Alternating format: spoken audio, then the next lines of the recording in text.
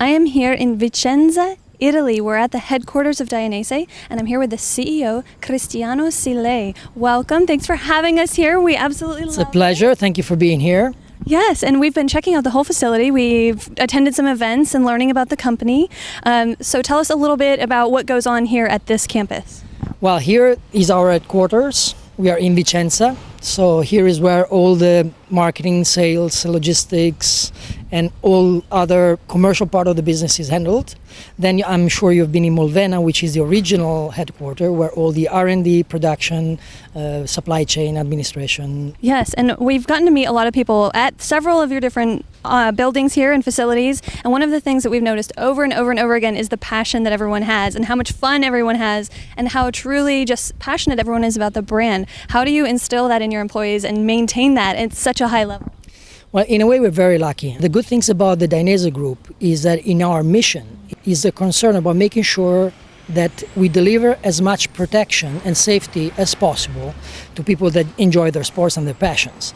So we are passionate about that. We've seen over the course of the last few days sort of innovators at the very forefront of safety since the beginning of this company almost 45 years ago. How are you going to maintain that? And is that a focus for the company? How does that look for the future? Well, first, that is an absolute focus. It's at the core of what we do. I mean, Dainese has invented anything that was to be invented in motorcycle protection.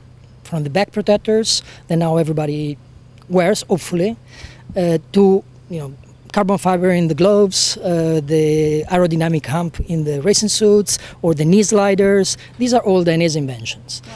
And lately, now the airbag, the wearable airbag, is also a Dainese invention. So it's always thinking 10, 15 years ahead what a protection and safety will mean as we go forward. What's available right now that we can transform into increased safety for people to do the sports we love. Now, we got a tour yesterday of the Cube. That is so fascinating to go in there. All the robots, there's like 15,000 pallets or something in there. Very cool. So tell us a little bit about not just what goes on here, but over at the Cube.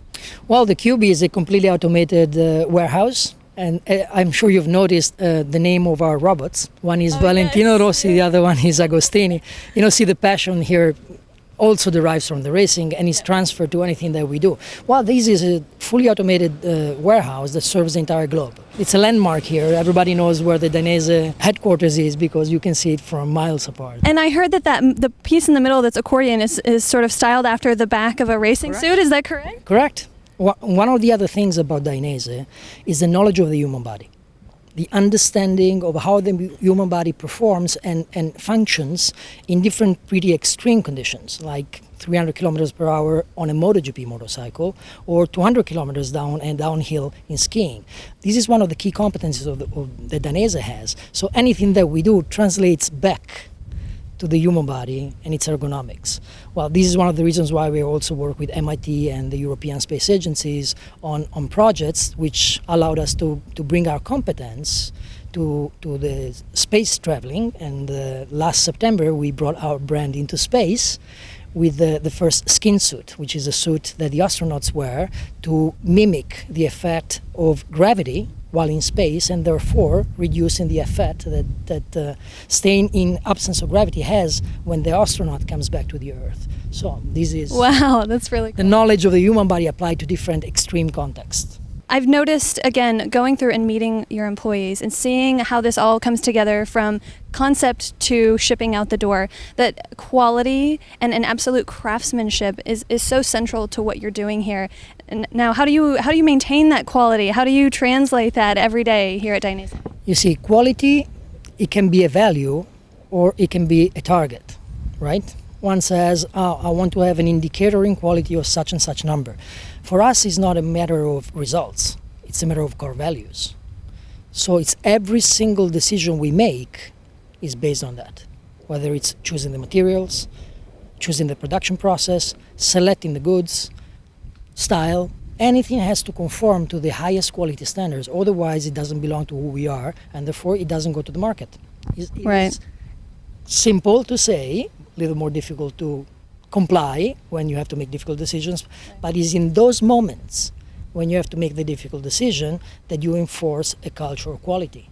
It's when the goods are not conforming to what you need that you do not sell them. One of the things, again, that I continue to hear is that you all really pay attention to the feedback from the customers. So I assume that that will be part of growing in America as well, as listening to what are, the customers there want and need and are responding to. Ideally, it's even more than that. We're prompting feedback. We are not just listening.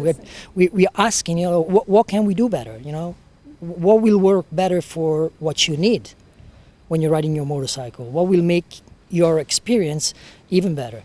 And at the same time, we bring our values there. For example, we recently have renewed our headquarters in Southern California, and we have brought one of our long-term employees from Molvena down there. Her name is Carla, and she has set up a workshop there where she custom builds specific items for the customers visiting and repairing whatever needs the customer can have over there, but mostly bringing there the value of the craftsmanship that we have here directly to the United States in California, not here. Bringing a little piece of it over there, giving us a little taste, and we're hopefully bringing some of that there as well. Thank you so much for talking with us. This has been such a wonderful adventure learning more about your company, so thank you so much for taking the time to do this. Thank you so much.